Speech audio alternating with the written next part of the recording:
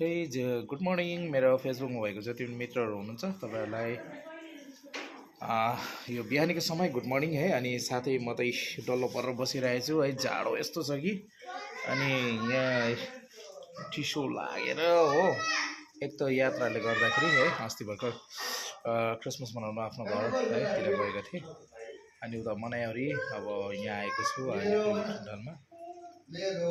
अब यहाँ आएपछि अब यहाँको कामहरू है, घाम अलिकति लागेको छ आज बिहान एकदम मजाको हो, त्यो घाम तापिरहेको छु।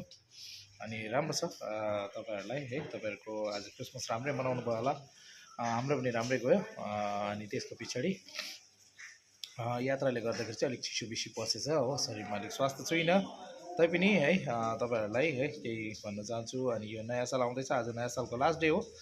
आफ्टर 12 नाइटदेखि त उता नयाँ साल लाग्नेछ र पुरानो सालमा जति पनि नराम्रो जे भए तापनि नयाँ सालमा तपाईँहरूलाई परमेश्वरले धेरै आशिष दिएको हुन् भनेर कामना गर्दछु।